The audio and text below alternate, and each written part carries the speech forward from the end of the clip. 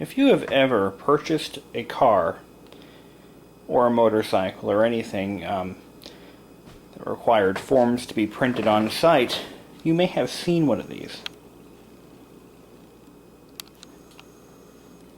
Let's take a look.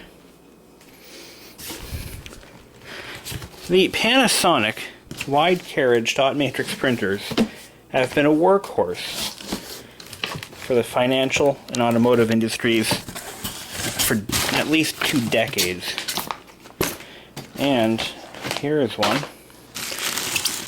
that I just picked out of the trash. Here is the, I think that's designed to hold the paper as it's coming off the printer. It actually still has some green bar paper in it. I haven't taken this out of the box yet, so this is all new to me, but here is the original owner's manual. Neat. I bet there's a sales slip in here.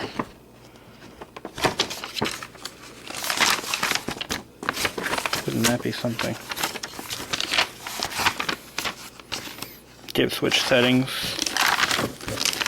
I don't see a sales slip anywhere, but yeah. Here we go. Name of dealer, CNA Santos, San Jose. Purchased 8/24 of 1989. Cool. Warranty card. And this is so that you can put the manual inside a binder. But anyway, it's all there. Let's pull it out of the box, and I'm going to set it on my table.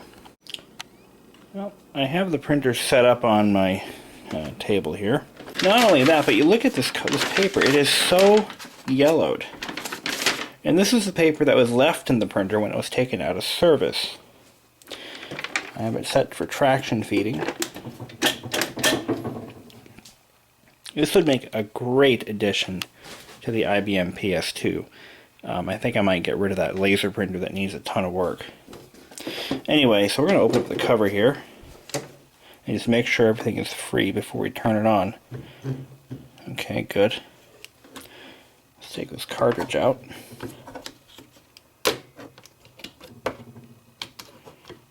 There we go.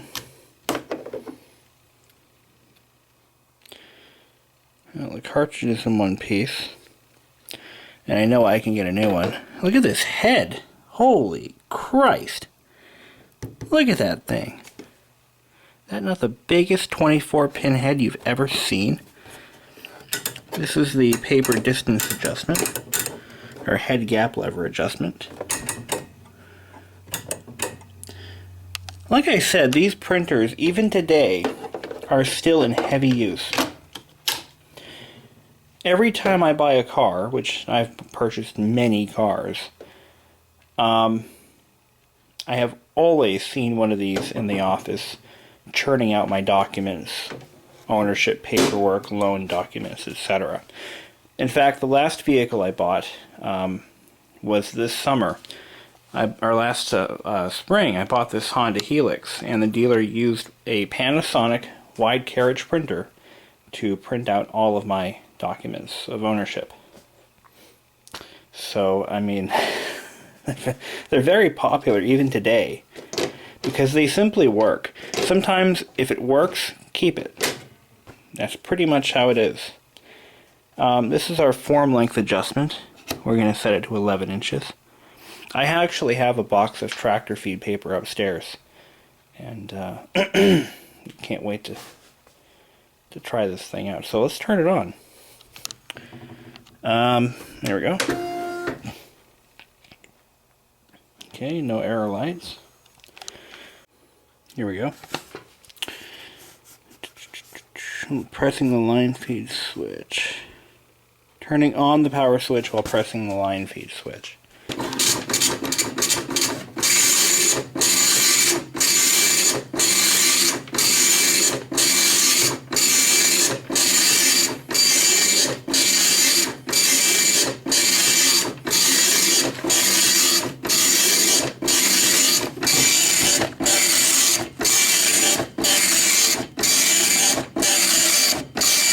how sharp this text is.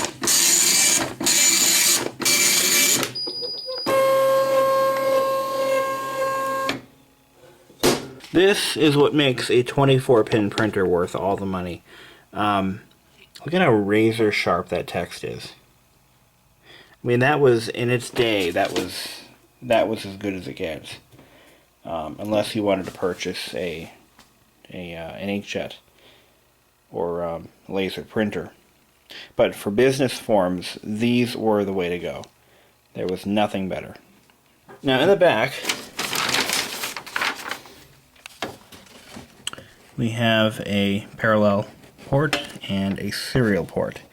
And back here are all the dip switch settings on this little label here. And I believe, oh wow, font card, neat. This thing is heavy. There they are. I just can't get over that. I mean, look how many screws are in that thing. Jeez. Well, you can depend on your Panasonic. Well, I found this in the box. I looked at it for a few minutes, and oh, alright, minutes, okay, exaggerating a few seconds. I'm like, hey, I know what that is. It's a shipping block.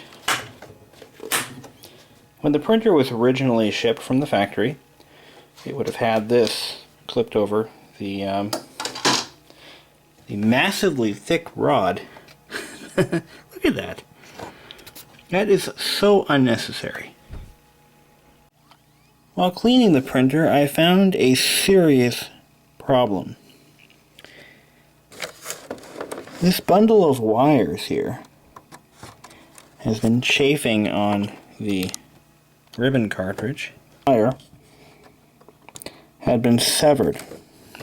I know I can fix it, and that's just what I'm going to do.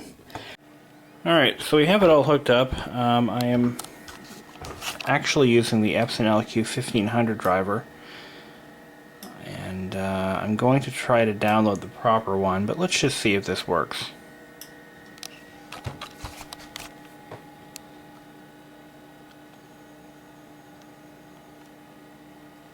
This is a demo document that was included in Works, and it's now sending it. Oh.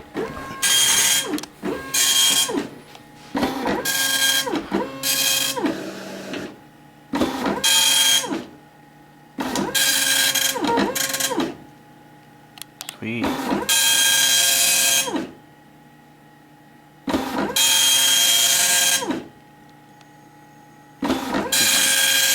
Let me shed some light on the subject.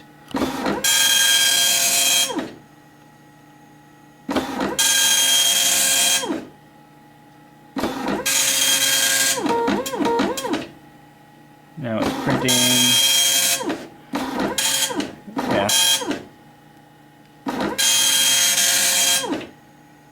What's nice is this printer is the exact same age as this machine, making it historically accurate. Looks like it's getting it pretty well. I'm liking this. Look at how clear that is. Compared to a 9-pin, the 24-pin, which was actually letter quality, really wasn't a bad printer. You know, it was an Epson LQ, I think it was an LQ 2500 or something like that, that got me through middle school.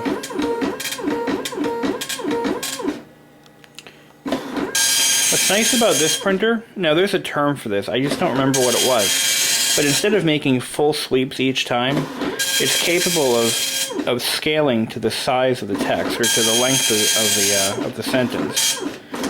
Earlier printers couldn't do that. They would only do a full sweep, and they would only print in one direction only. If I were to switch this into draft mode, which is like rough copy mode, it would actually print in two directions. And like going from left to right, it would print both ways. This is pretty damn crisp.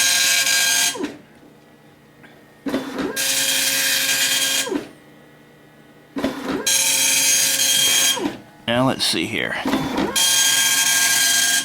This is, oops, this is text size. So if you're printing raw text, you can set your text size, I believe. Now, let's see.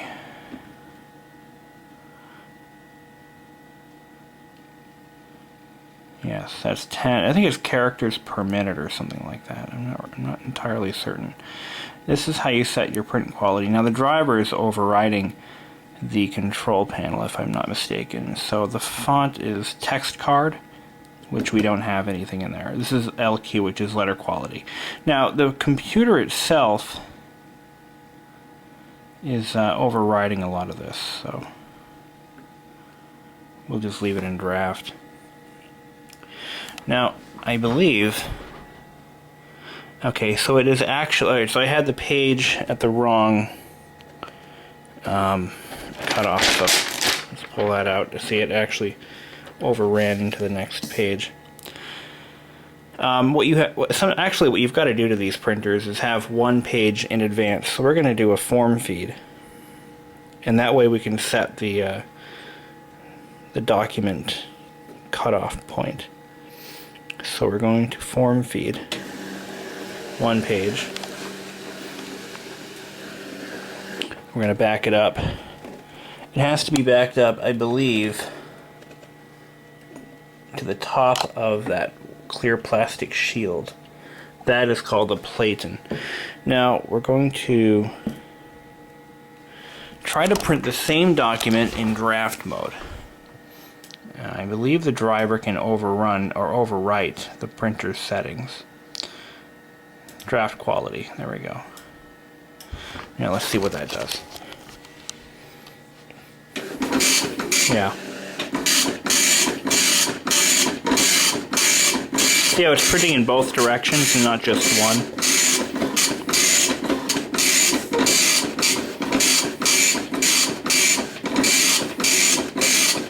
I like this printer, I really do.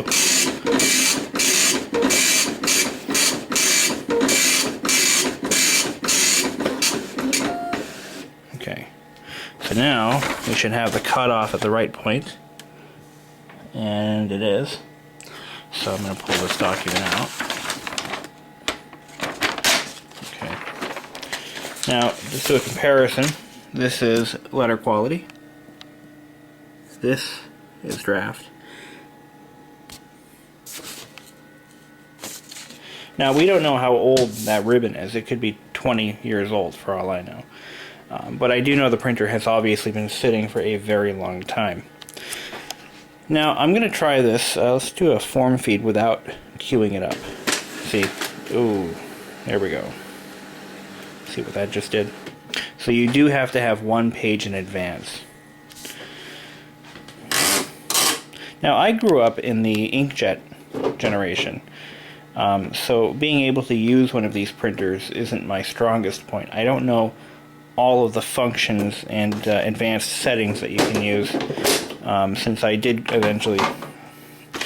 I was, one of the last generations to be exposed to dot matrix technology, but for me, it was at a very low level. Pull this forward. I'm going to use the tractor feed. This turns off the tractor feed. It disengages it. It allows you to use pinch roller.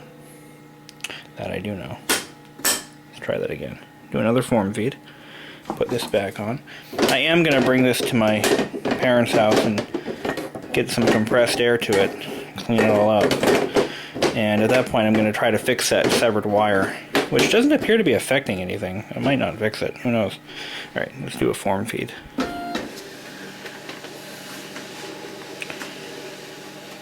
The next thing I want to do is try to print out a photograph. This is what the paper guide looks like when properly installed. It actually keeps the paper away from the back of the printer and allows it to gently curve upward. And, oh, by the way, this printer will be singing its swan song tonight. I am going to dispose of it. I've decided I don't want to put the money into it. it just isn't, it was never a good printer to begin with, and now it's 20 years old and it needs work. I've decided it's just too much of a hassle. I don't want to dump $40 into a printer that I'll never use. Okay, on this floppy disk I have a few photos that I took off the Mavica, and I'm hoping I installed my copy of Print Shop Pro because that will allow me to open photographs, and I don't think I ever installed it, so if I didn't I'm gonna have to change that, but here we go. No, Print Shop Deluxe.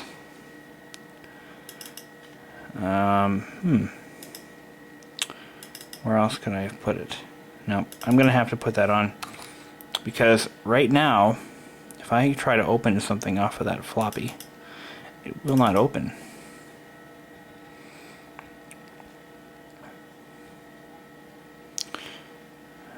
Alright, so here we go, drive A. Because Windows 3.1 had nothing that would open a JPEG file. See, that's the problem. So here we go. Yeah. In vivid 16 colors, it's Leela the frog. Okay. Wow. that's just terrible. Now that's a huge 900K file. Wow. And we're gonna try to print this. Ready? It's gonna take a while. Print quality, we're gonna do 360 by 180 dpi. And we're gonna go and do it now. Watch what happens. This is gonna take an hour, I swear to God.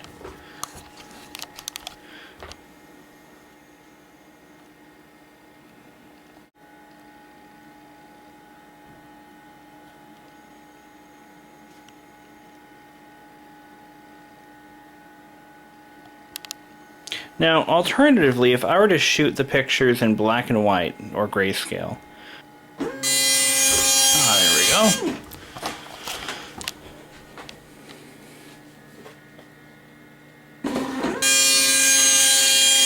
Take your time.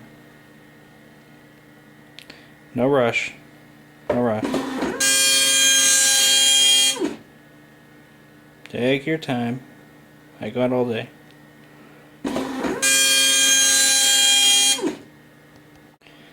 And about 10 minutes later, that's what we get.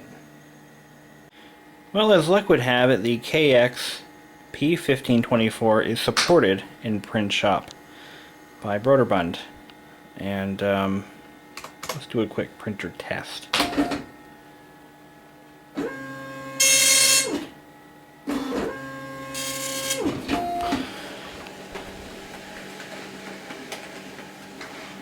Alright, so it works. Alright, now what we've got to do is we're going to go ahead and print out a banner, because I just happen to need a banner for work. And we're going to have to rearrange this stuff here. So I need to print out a banner for work, and I'm going to do that right now. So let me go design a banner. Okay, so I actually have a display at work of all of my most prized vintage portable devices, and I want to put a banner on the very top of it. So this is what I've come up with using the computer graphics that are built into the software, and I think that's exactly what I want. I'm going to add some trim to it, top and bottom. And I think we're going to do something like this. I like the neon one, that looks good. We're going to preview that. Oh, that's beautiful. That is beautiful. This is actually why I wanted a dot matrix printer to begin with, because I can print banners on real tractor feed paper and leave the edges on just for effect. So for what I'm doing for this project, I really do, I need this. This is exactly what I want. When I was a kid in school, I was the only one who brought in real banners because everyone else was printing them off inkjet printers and they had to tape everything together. Mine were seamlessly printed. It was awesome. Let's see. I'm just going to do that. So, print or save. We're going to print this design.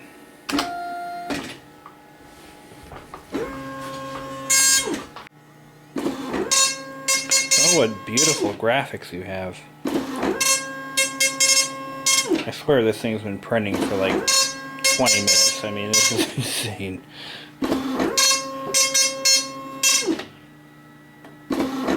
But if there's any printer that can take it, it's this one. Well, I'm going to go ahead and throw this video up. And there you go.